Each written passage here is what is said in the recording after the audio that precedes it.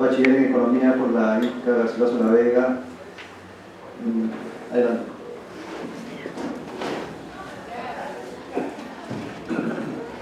Un saludo a todos los presentes y un agradecimiento a los organizadores de este evento por permitir que un alumno de la joven Escuela de Filosofía de la Universidad Villarreal pueda participar en esta casa de estudios tan grandiosa como lo es la Universidad de San Marcos.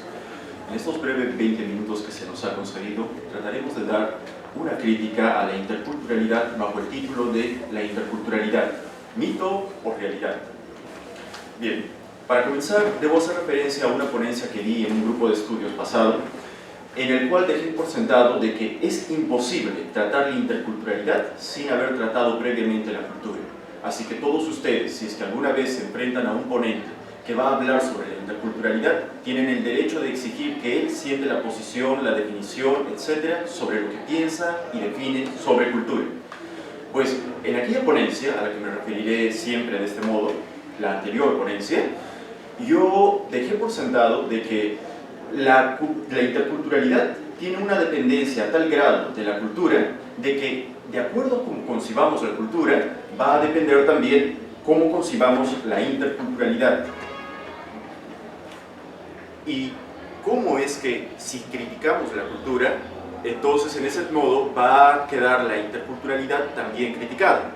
Pues ¿qué pasaría si es que algún pensador, por muy genial que fuere, logró diagnosticar que la cultura efectivamente como idea ha tenido ciertos errores? Por ejemplo, no tiene un referente real, por ejemplo, tiene un determinado inicio en la historia, solamente está sirviendo como mito para reemplazar a un mito pasado. Pues bueno, el filósofo español Gustavo Bueno hizo una de esas críticas muy severas en su libro El mito de la cultura.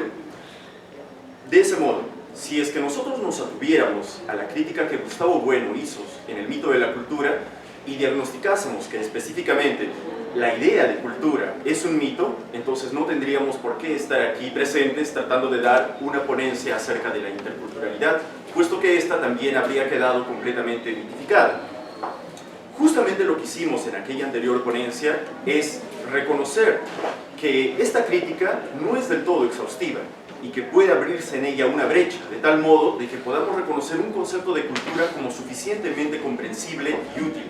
Y ese concepto de cultura al cual yo me atengo es el concepto tayloriano de cultura, que ustedes lo pueden encontrar en el libro de Edward Taylor, uno de los famosos antropólogos del siglo XIX, que define la cultura como aquel todo complejo de creencias, prácticas, etcétera, que una comunidad determinada ha logrado y transmite por vía del aprendizaje social a los descendientes. Pues bueno, esta definición de la cultura es tomada y refinada por dos grandes intelectuales de la actualidad, que son el biólogo Richard Dawkins en su Gen egoísta y Jesús Mosterín en su libro La filosofía de la cultura. Richard Dawkins logró hacer un aporte muy ejemplar en el sentido de que sienta un nuevo concepto paralelo al concepto genético de gen para determinar las unidades culturales. Richard Dawkins, interesado en la genética, logra reconocer que, pues bueno, así como en el genoma humano podemos encontrar unidades que se corresponden a las determinadas unidades fenotipo que nos componen la corporalidad, también podemos hallar unidades en la cultura, ya que la cultura viene a ser aquel proceso y aquel conjunto de cosas que el hombre logra transmitir a sus descendientes, y esto se compara con lo de la genética, ya no por vía de la reproducción, sino por vía de la enseñanza social. Pues bueno, un término análogo que propone el biólogo Richard Dawkins a gen es el término meme, que en castellano viene a ser meme. ¿Y qué es lo que vamos a entender por meme? A la unidad cultural que hace referencia a algún rasgo cultural. Por ejemplo, si una cultura, llamémoslo así, de una nación está integrada por tecnología, artes, bailes, ciencia o interpretación del mundo, cosmovisiones, etc., un meme o un mem vendría a ser cada una de estas y también los integrantes de cada una de estas, de tal modo que nosotros podamos contrastar los memes que componen una cultura respecto de otra. Así podemos hablar de la medicina ancestral respecto de el meme de la ciencia occidental, que es la medicina occidental científica. Pues bueno, Jesús Mosterín, después de haberse atenido a esta innovación y al concepto tayloriano, hace una definición en términos de información y queda definiendo la cultura taylorianamente del modo siguiente. Cultura viene a ser aquel conjunto de información que se transmite entre elementos de una misma especie animal por vía del aprendizaje social, dejando con esto en claro que no se puede comprender dentro de la cultura los productos culturales, tal como Malinowski alguna vez en su introducción a la antropología lo había hecho. Pues perfecto. Comencemos a hablar de la interculturalidad. Decía, si es que nosotros hubiéramos estado de acuerdo con Gustavo Bueno y hubiéramos dejado por sentado de que la cultura queda mitificada, la interculturalidad quedaría también así. Lo que hicimos es abrir una brecha en esa crítica y reconocer como suficientemente claro el concepto tayloriano de cultura. ¿Pero qué se sigue de esto? Que una vez que queda desmitificada y definida la cultura, automáticamente se desmitifica también la interculturalidad. No es así. Y este es quizás el primer mito que debamos romper respecto de la interculturalidad. No por el hecho de quedar definida y desmitificada la cultura, automáticamente la interculturalidad queda también desmitificada y definida, sino que lo que se necesita es hacer un proceso racional adicional para poder destacar al menos tres cosas muy básicas respecto de la interculturalidad. 1. Un referente real. 2. Una definición coherente y consensuada. Y 3. Una justa valoración. Ciertamente esto es muy necesario debido a que la interculturalidad, ya sea como concepto o como término, ha sido un elemento muy codiciado por distintos grupos políticos, grupos de difusores, etc. Cada uno tratando de almodar la interculturalidad según una definición que convenga a sus planes. Es por eso que es muy necesario hacer una investigación ulterior sobre lo que es la interculturalidad y no simplemente ceñirnos a su etimología, o sea, choque de culturas o relación entre culturas.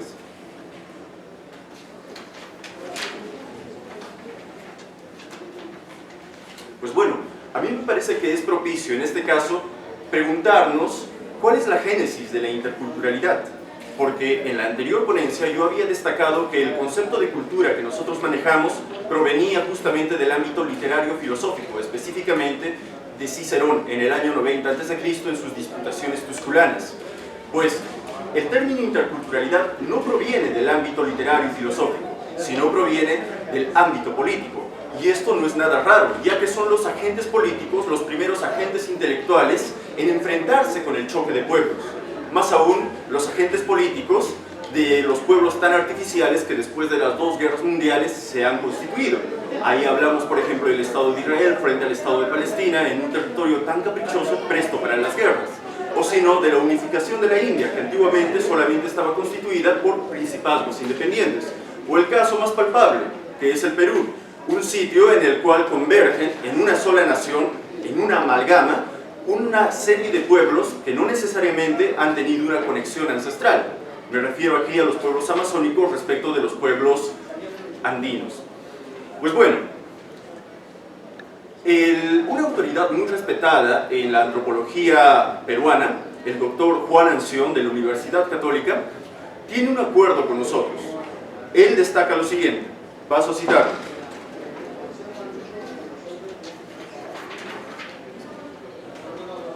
Ahora bien, dice él, como el concepto se ha introducido a partir de propuestas de política, especialmente en educación y en salud, tiene generalmente la connotación propia de un proyecto.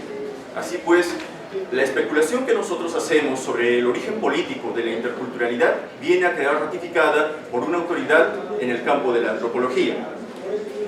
Pero bueno, ya que estamos tratando el ámbito político, me parece oportuno, y esto lo verán ustedes en un ulterior avance, ¿por qué?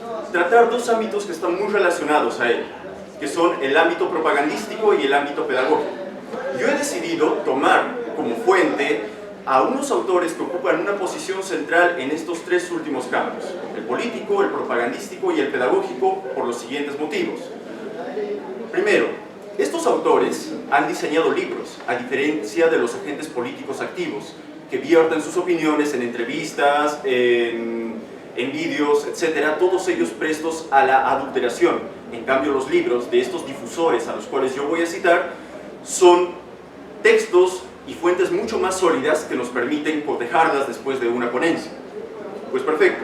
Estos autores existen en varias naciones, es decir, tienen la misma definición y a pesar de que no tienen lazos en el sentido de que pertenecen a una misma comunidad intelectual de cada nación, tienen una semejanza muy fuerte. Segundo, estos autores llegan a financiar sus investigaciones o la redacción y publicación de sus libros gracias a las subvenciones que los ministerios de cultura llegan a darles. Por ejemplo, la Secretaría de Cultura de la Nación mexicana o también el Ministerio de Cultura de la Nación peruana. Y por último, la fuente que le da más credibilidad a mi opción de escoger la definición estándar que estos difusores dan es el hecho de que coincide demasiado con la definición que el Consejo de Europa en su centésima décima octava sesión del 2008 llega a definir en el libro blanco de ese año. Pues bueno, señores, las definiciones estándar que se han dado acerca de la interculturalidad la podemos coger al menos de 3 textos. Citaré primero a esta antropóloga peruana que es Katherine Walsh, quien en su libro La interculturalidad en la educación, financiado por el Ministerio de Educación del Perú, define la interculturalidad del modo siguiente. Como concepto y práctica, la interculturalidad significa entre culturas, pero no simplemente un contacto entre culturas, sino un intercambio que se establece en términos equitativos, en condiciones de igualdad, además de ser una meta por alcanzar. La interculturalidad debiera ser entendida como un proceso permanente de relación, comunicación y aprendizaje entre personas, grupos, conocimientos, valores y tradiciones distintas, orientada a generar, construir y propiciar un respeto mutuo y a un desarrollo pleno de las capacidades de los individuos por encima de sus diferencias culturales y sociales. En sí, la interculturalidad intenta romper con la historia hegemónica de una cultura dominante y otras subordinadas, y de esa manera reforzar las identidades tradicionalmente excluidas para construir en la vida cotidiana una convivencia de respeto y de legitimidad entre todos los grupos de la sociedad. Una definición muy semejante, pero de una mexicana, que es la señora Schmelkes, es la siguiente. Ante este panorama, la interculturalidad se presenta como un proyecto social amplio, una postura filosófica y una actitud cotidiana de la vida. Es una alternativa para repensar y reorganizar el orden social, porque insiste en la interacción justa entre las culturas y las lenguas como figuras del mundo, y porque recalca que lo decisivo es dejar espacios y tiempos para que dichas figuras se conviertan en mundos reales. Así, en la interculturalidad se reconoce al otro como diverso, sin borrarlo, sino comprendiéndolo y respetándolo. Como ustedes pueden ver, estas definiciones muy cargadas no solamente de semántica, sino también de atributos valorativos, insisten demasiado en la positividad que tiene la interculturalidad, en el hecho de que son productos de la modernidad para poder luchar contra una historia hegemónica, en el hecho de que son pacíficas, son respetuosas de la diversidad de las culturas que entran en contacto. Pues bueno, señores, yo considero de que estos no son más que mitos respecto de un proceso que requiere una investigación mucho más seria y detallada, científicamente hablando.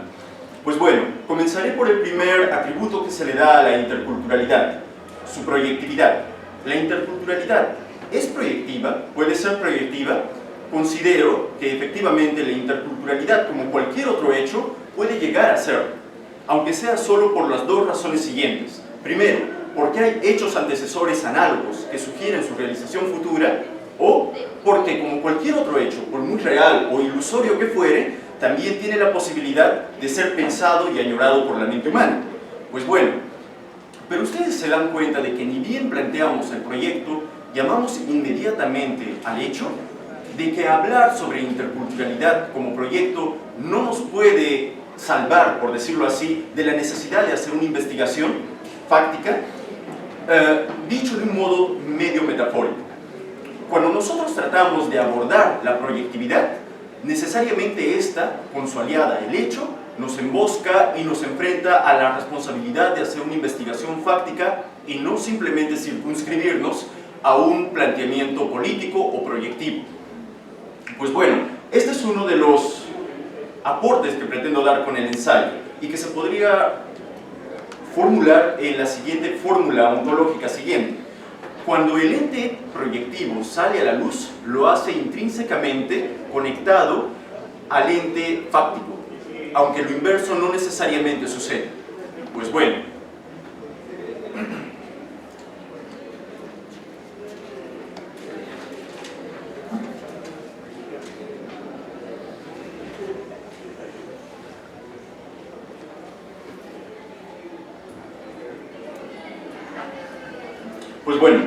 el doctor Anción también tiene un lejano acuerdo con nosotros, cuando nos dice que, pues, ciertamente, la interculturalidad, a pesar de haber nacido como un proyecto, es más conveniente que sea llevada en un sentido descriptivo, es decir, que sea atendida de una manera fáctica inicialmente, de modo investigativo.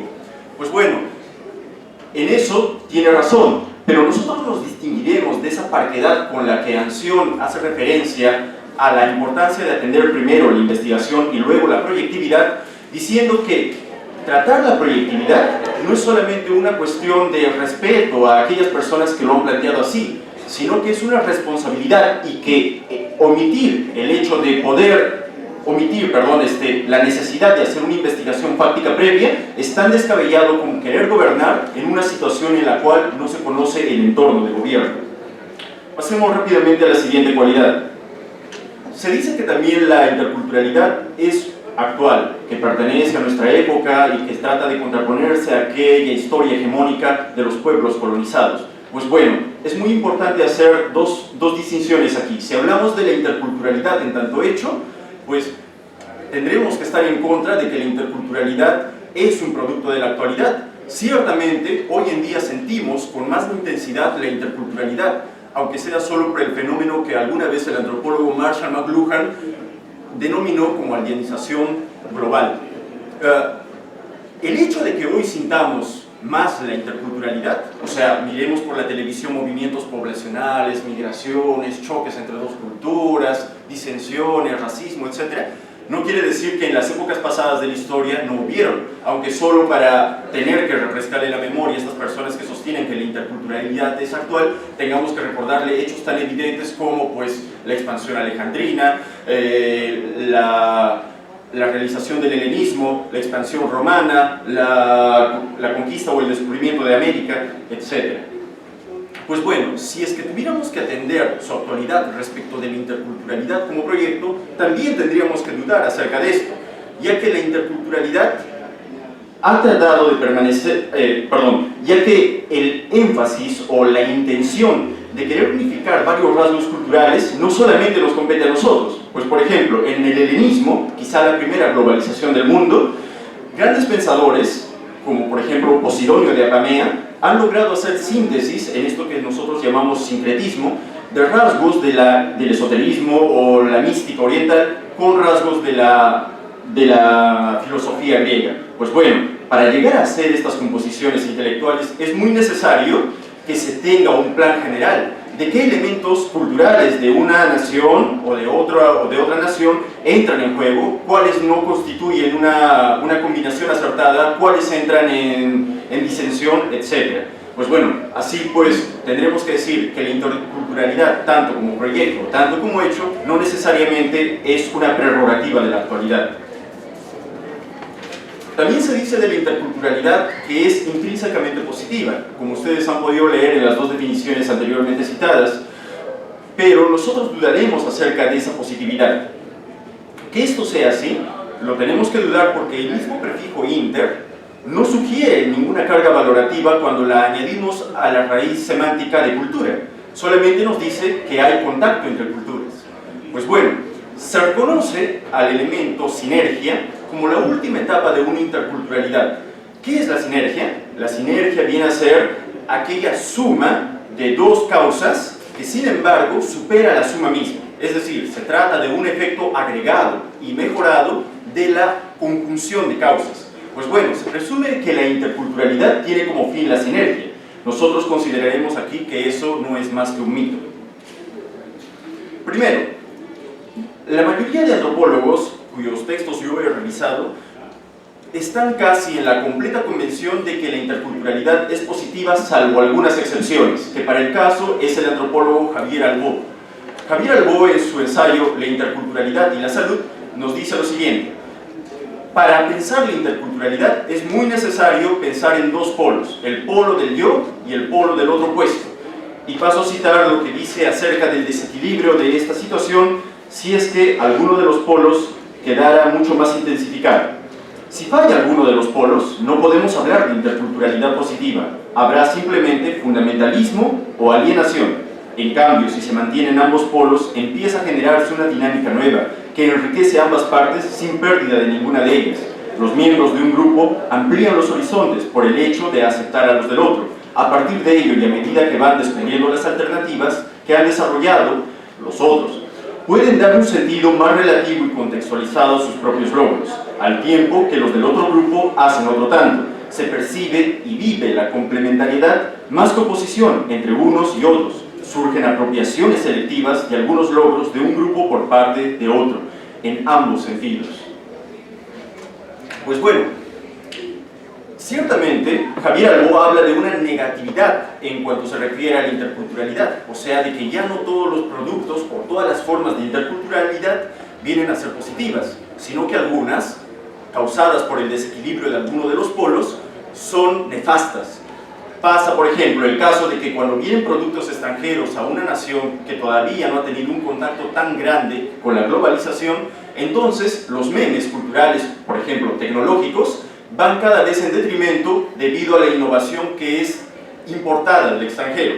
Por ejemplo, la artesanía ancestral que se basa básicamente en el trabajo manual puede quedar desplazada por la importación de la artesanía o de los métodos artesanales de fabricación maquinizados que vienen de Occidente.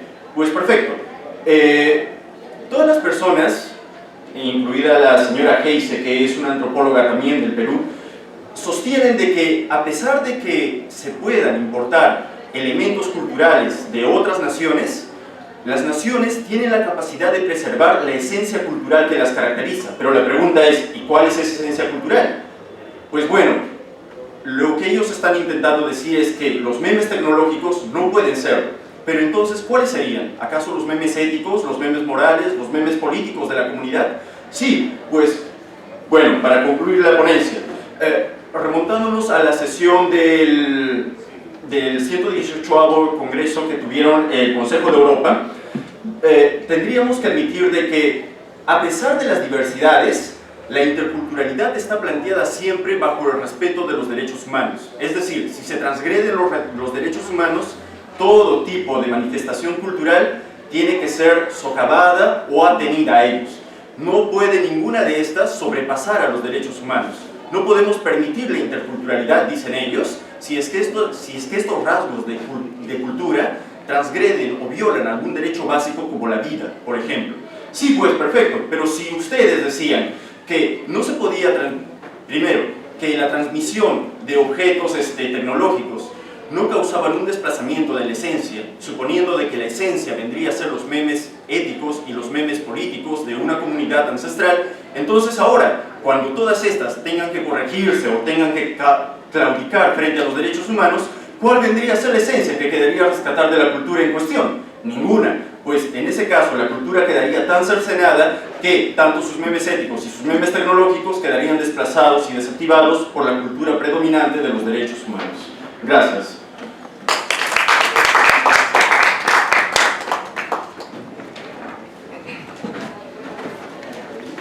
Gracias, Cristian. Ahora comenzamos con el momento del diálogo. ¿Ustedes del público desean hacer alguna pregunta? Vaya, señor.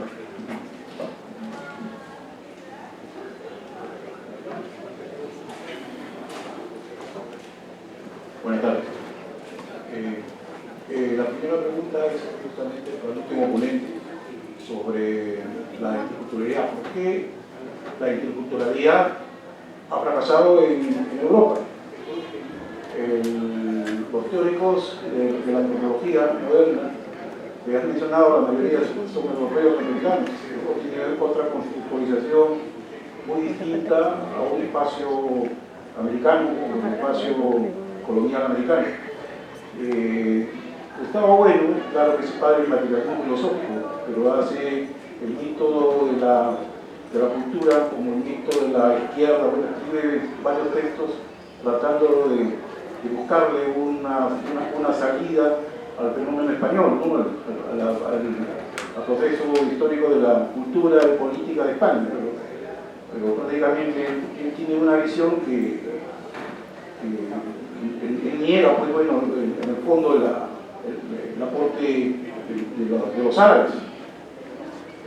Busca la unidad de España igual que la de Franco, y prácticamente no acepta que estuvieron 8 siglos ahí los árabes. Bueno, y entonces mi pregunta sería, bueno, si ha fracasado la civilización en Francia, la interculturalidad en España, Francia, y ahora lo vemos en la guerra expansionista, ¿no? Los kurdos defendiéndose por dos bandos, contra dos bandos, Siria.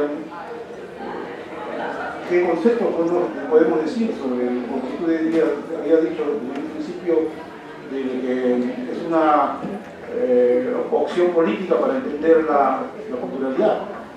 Eso ya viene desde la guerra del Peloponeso, ¿no? De Tucídides, ¿no? Y mismo Heródoto también, que también describía las culturas que estaban fuera de su entorno griego. Y pregunta para el señor estaba hablando sobre el ser, ¿no? Si tiene sobre Dussel y el ser, ¿podrías decirme si has utilizado también en parte como biografía la pedagogía del oprimido de Paulo Freire, que habla también sobre el método dialógico en el ser? Ese sí es más contextualización de un método de alfabetización en Brasil, ¿no? Justamente a las comunidades aborígenes, ¿no? o consideradas analfabetas, todo ese prejuicio colonialista que hay. Y nada más.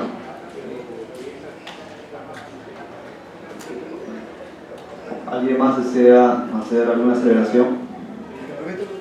Sí, vamos a... ¿Alguien más? Bueno, yo también tengo preguntas para los ponentes. Mi pregunta es para Cristian. Tú estabas hablando sobre negatividad y positividad. Yo creo que esa dicotomía ya se resuelve en el propio Freud, porque cuando habla del malestar en la cultura, menciona que la represión de los instintos, que en sí ya es una negatividad, conlleva otra positividad que sería la civilización misma, la sociedad. Me parece que tendrías que haber retomado ese punto inicial donde esa dialéctica negativa y positiva, por ejemplo, ya está resuelta en Freud. Bueno, también para Solange, has hablado de Videlquis Espinosa, pero no has hablado que ella también es discípula de María Lugones.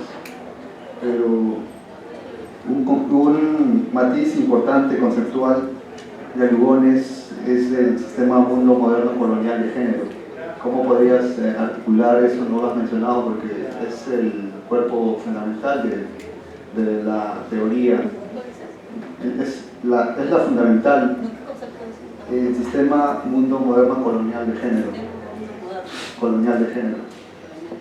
Sí. Y eso es, para comenzar, como una introducción a Lugones y principalmente a Espinosa, sería fundamental haber explicado ese concepto, porque como sabemos el feminismo colonial no tiene mucho tiempo de discusión, menos en este país.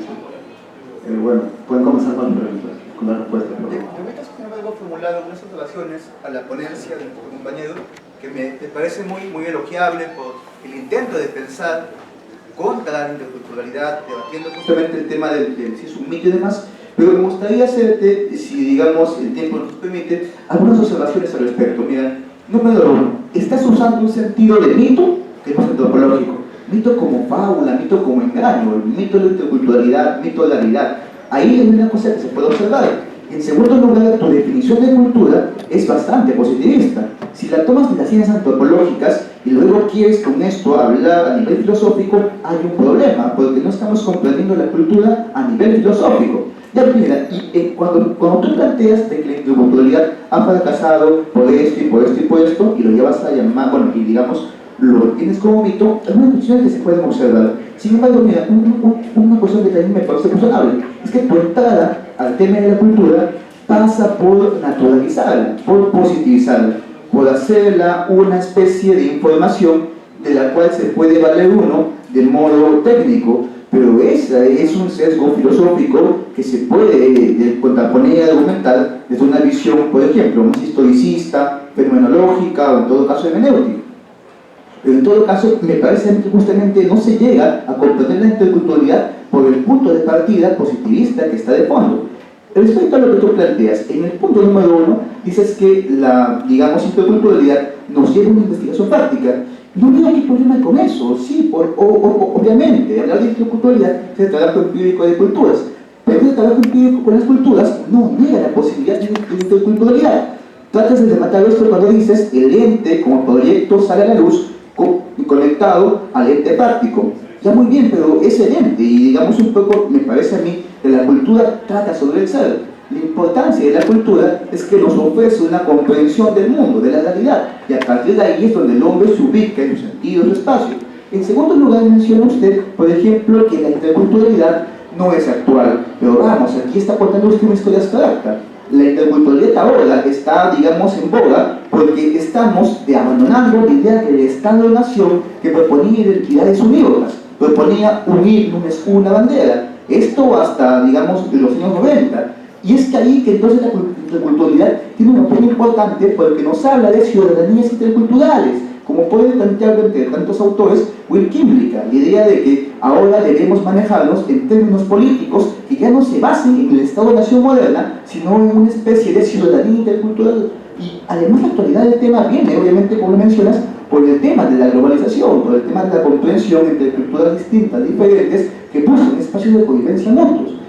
Pero sin embargo, me parece, digamos, tu principal observación va por el tema si es positivo o no. Y ahí me parece que hay un gesto medio conservador en el sentido siguiente, una cosa que de repente suelta. Cuando mencionas los hechos interculturales que hay, te refieres a conquista y descubrimiento de América, con todo lo problemático que resulta aceptar eso.